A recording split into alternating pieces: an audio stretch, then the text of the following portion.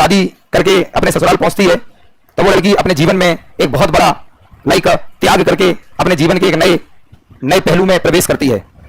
सोचो एक लड़की के लिए कितना कठिन होगा मेरे साथियों, जिस 20-25 साल वो जिस माँ बाप के यहां रही, जिस घर में रही, जिन लोगों के बीच रही, और वो एक ऐसे घर में जाती है जिस घर का उसे नक्शा भी पता नहीं है, जिस घर का उसे ये भी पता नहीं है कि उसको जिस कमरे में रहेगी उस कमरे की दीवारों का कलर कैसा होगा, वो कच्चा होगा, पक्का होगा, कैसा होगा।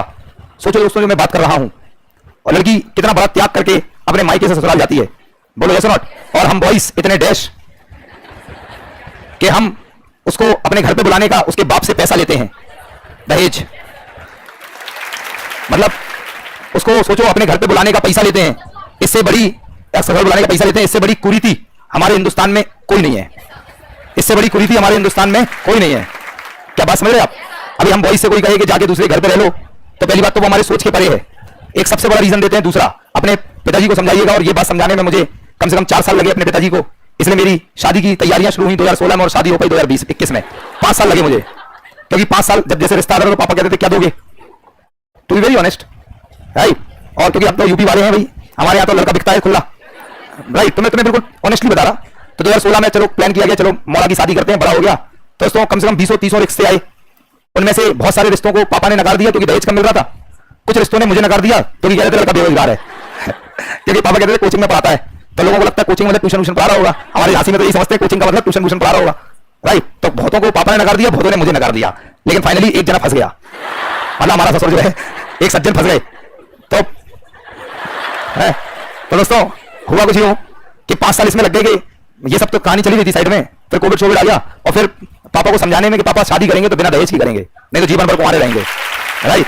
तो फिर फाइनली आई गॉट मैरिड, और इसमें मैंने 1 रुपए तो दूर होता है, 50 पैसे भी मैंने शादी में नहीं लिए।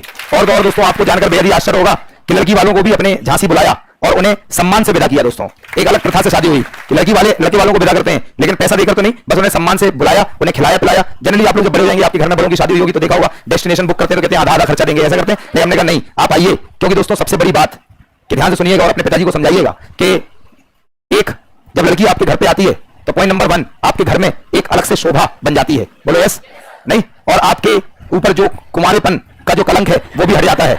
अरे इसमें हंसने वाली बात क्या है, ये तो वेरी नेचुरल। बोलो yes not. Point number next, सबसे बड़ी बात कि जब वो लड़की आपके घर आती है और वो आपका वंश चलाती है, और हम कितने बड़े देश हैं कि अपना वंश बढ़ाने के लिए उसके बाप से पैसा लेते हैं।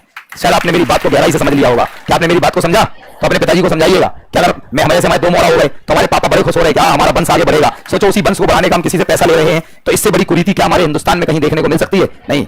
इसीलिए मेरा थोड़ा 5 साल बड़ा ज्यादा विवाह लेट हुआ, वरना हमारे बेटे थोड़े और बड़े होते हैं राइट। लेकिन कोई नहीं, चलता है। समाज सुधारने में, घर सुधारने में समय लगने दे, लेकिन समाज और घर परिवार अच्छा होना चाहिए अंततः। आइए दोस्तों, सोवरेन गोल्ड बॉन्ड की बात कर रहे थे, तो हाँ, तो हम कहते हैं हमारी गोल्ड बहुत पसंद है। इनकी